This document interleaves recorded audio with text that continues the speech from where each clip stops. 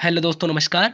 RKS study centre में आपका स्वागत है। आज हम लोग बात करेंगे भौतिक के ऑब्जेक्टिव प्रश्न केवल जो आपके सभी एग्जाम में पूछे जाते हैं। अगर आपको ये वीडियो अच्छा लगे तो लाइक कीजिए और चैनल पर नए हैं तो चैनल को सब्सक्राइब करके बेल आइकन को प्रेस कर दीजिए, जिससे आपको हमारे वीडियो की नोटिफिकेशन समय समय पर मिलती रहेगी। देखिए, सबसे पहला प्रश्न आपके पास है, ये आपके भौतिक का ऑब्जेक्टिव प्रश्न है। ठीक है, तो आपका जो भौतिक का प्रश्न है तो इसमें देखिए सबसे पहला क्या है, मात्रक में कितने आधारी मात्रक है। ठीक है, मात्रक में कितने आधारी मात्रक है। देखिए, आधारी मात्रक कहते किसे हैं, तो हमारे पास जो मूल मात्रक होते हैं ना, उसे ही क्या कहते हैं, आधारी मात्रक कहते हैं। ठीक है, तो आपका जो राइट आंसर हो जाएगा इसमें सबसे पहला ऑप्शन देखिए आपके पास क्या है। आपके पास ऑप्शन है 3, ऑप्शन ए, ऑप्शन बी है 4, ऑप्शन सी है 5, ऑप्शन डी है 7। तो देखिए, मूल मात्रक हमारे कितने होते हैं, 7 होते हैं। तो 7 हमारा जो ये है पे है, बोल रहा है कि मात्रक में कितने आधारी मात्रक है, तो हमारा क्या हो जाएगा, राइट आंसर 7 हो जाएगा। ठीक है, उसके बाद हम दूसरे प्रश्न को सोल्व करेंगे। ठीक है, दूसरा प्रश्न आपके पास है कि उष्मा का एसआई मात्रक क्या होता है। देखिए, उष्मा का मात्रक जो होता है वो क्या होता है, न्यूटन मीटर भी होता है, आपको पता ही होगा। यदि आप अच्छे से पढ़ रहे होंगे तो आपको पता होगा कि इसका उष्मा का एसआई मात्रक क्या होता है, न्यूटन मीटर भी होता है। और देखिए, ऑप्शन ऑप्शन ए आपके पास है watt, option B joule, option C newton, option D kilogram. ठीक है, तो आपका जो इसमें राइट आंसर हो जाएगा वो क्या हो जाएगा, जूल हो जाएगा। ठीक है, जो कि क्या है, उष्मा का एसआई मात्रक है। उसके बाद हम तीसरा प्रश्न को सोल्व करेंगे। अगर आप किसी भी एग्जाम के लिए तैयारी कर रहे हैं तो आपके लिए बहुत ही अच्छा क्वेश्चन है। ठीक है, उसके बाद हम तीसरे प्रश्न की बात करेंगे। तो तीसरा प्रश्न में देखिए क्या है, ज्योति तीव्रता का आधारी एसआई मात्रक क्या है। तो ज्योति तीव्रता क्या है, एक आधारी मात्रक है, क्योंकि मूल मात्रक को ही क्या बोलते हैं, हम आधारी मात्रक बोलते हैं ना। तो हमारा ज्योति तीव्रता क्या है, एक आधारी मात्रक है। ठीक है, तो जब आधारी मात्रक की बात करते हैं तो हमारा जो राइट आंसर हो जाएगा इसमें क्या हो जाएगा, कंडेला, क्योंकि ज्योति तीव्रता का एसआई मात्रक क्या होता है, कंडेला होता है। ठीक है, उसके बाद हम अगले प्रश्न की बात करेंगे, इनमें कौन आधारी राशि नहीं है। देखिए, अभी हम आधारी की मात्रा के कितने बात किए, आधारी मात्रा के कितने बात किए, तो आधारी मात्रक हमारा जो है लंबाई, द्रव्यमान, जितने भी मूल मात्रक होते हैं आपके पास कितने होते हैं, 7। आपके पास 7 आधारी मात्रक होते हैं, लंबाई, द्रव्यमान, समय, ताप, ज्योति तीव्रता, विद्युत धारा। तो देखिए, इसमें से बोल रहा है कि कौन नहीं है, कौन नहीं है। तो कौन हमारा, देखिए, लंबाई, द्रव्यमान तो होता ही है, समय भी होता है, विद्युत धारा भी होता है। तो आपका जो राइट आंसर हो जाएगा वो क्या हो जाएगा, वेग हो जाएगा। ठीक है, वेग हमारा आधारी राशि नहीं है। ठीक है, उसके बाद हम बात करेंगे अगले प्रश्न की। अगला प्रश्न आपके पास है कि मापन मुख्य रूप से एक प्रक्रिया है। तो मापन हम किस चीज़ के लिए करते हैं, गणना करने के लिए क्या करते हैं, नहीं। बदलने के लिए क्या करते हैं, नहीं करते हैं। अब देखिए, एक है अंतर स्पष्ट करने के लिए, अंतर स्पष्ट करने के लिए भी नहीं करते हम, किसी चीज़ से कंपेयर करने के लिए, कहने का मतलब तुलना करने के लिए हम किसी चीज़ का मापन करते हैं। ठीक है, कि कितना है। उसके बाद हम अगला क्वेश्चन की बात करेंगे, छठा, 1 kg बराबर है।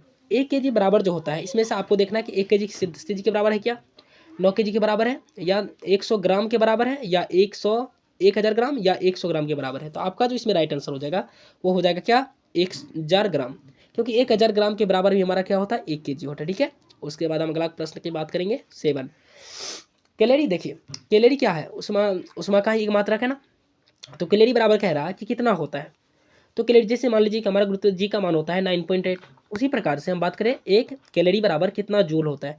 तो सबसे पहला ऑप्शन आपके पास है 3.8, उसके बाद 2.8, उसके बाद 4.18 और उसके बाद 3.98। तो आपका जो इसमें राइट आंसर हो जाएगा वो क्या हो जाएगा, 4.18 जूल होता है। ठीक है, 1 कैलोरी बराबर। उसके बाद अगला प्रश्न की बात करेंगे हम, 8वां, निम्न में कौन सदिश नहीं है। तो निम्न में कह रहा है कि कौन सदिश नहीं है, विस्थापन आपका सदिश है। क्यों, क्योंकि इसमें दिशा के साथ साथ परिमाण भी होता है। जिस दिशा में आप चल रहे हैं उसी दिशा में इसका क्या होना चाहिए, दिशा भी होना चाहिए, और परिमाण भी होता है। कि आप जैसे मान लीजिए कि हम 5 kg लिखते हैं, 5 मीटर लिखते हैं, तो 5 मीटर लिखते हैं, तो यहाँ पे मीटर क्या है, उसकी तो रास्ता की माप बता रहा है। और ये हमारा क्या होता है, दिशा, इस दिशा में जैसे मान लीजिए हम पश्चिम डाल दीजिए तो पश्चिम में लिखेगा।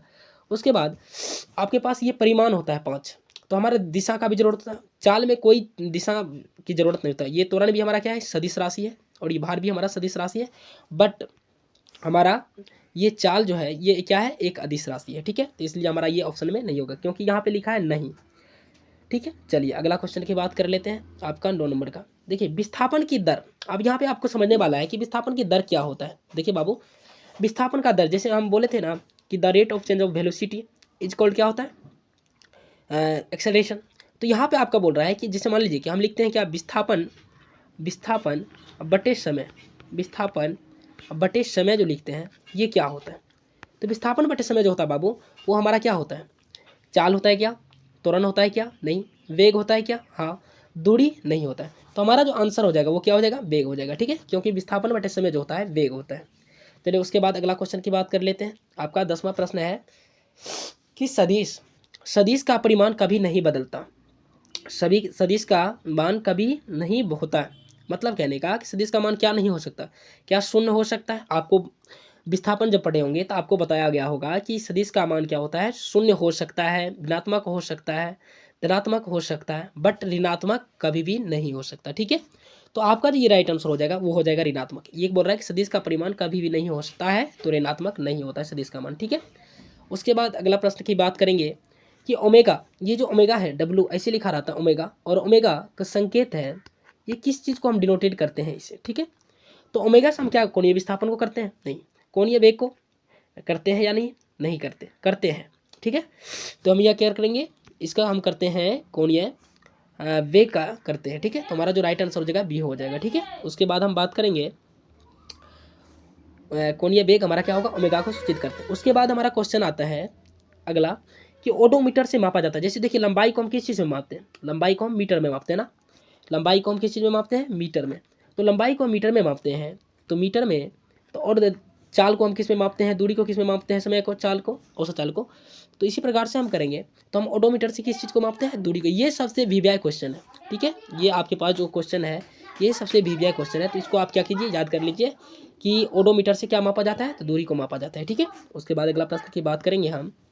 अगला प्रश्न हमारे पास है कि 36 किमी प्रति घंटे की चाल से चल रही एक कार 1 सेकंड में कितनी दूरी तय करेगा। ठीक है, यदि मान लीजिए कि 36 किमी प्रति घंटे की रफ्तार से चल रहा है, तो हमारे क्या होगा, 1 मिनट में कितना। तो देखिए यहाँ पे जो हम बात करेंगे 36 किमी प्रति घंटा की चाल से चल रही है एक कार 1 सेकंड में कितनी दूरी तय करेगा।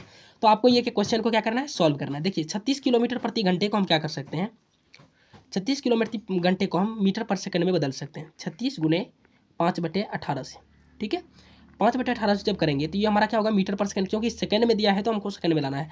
18 दूने 36, और ये आ गया आपका 2 पंचे 10, मतलब कहने का 10 सेकंड मीटर पर सेकंड आ गया। ठीक है, तो 10 मीटर पर सेकंड जो आ गया है, तो आप क्या कर सकते हैं, अब चाल तो आपको मिल गया, चाल कितना आ गया, चाल आपका आ गया 10 मीटर पर सेकंड। ठीक है, 10 मीटर पर सेकंड आ गया, और समय आपके पास है 1 सेकंड।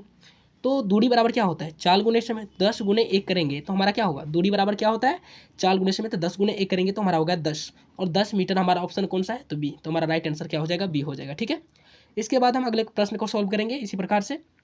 तो अगला प्रश्न हमारे पास क्या है, न्यूटन किसका मात्रक है। देखिए न्यूटन जो हमारा है वो किसको बदल के रखा गया है, तो ये भी हम ध्यान रखने वाली बात है कि आपके पास जो न्यूटन होता है वो क्या है, तो बल का ही मात्रक है। तो बल का मात्रक जो और क्या हो सकता है, तो देखिए F बराबर क्या होता है, F बराबर आपके पास होता है ma।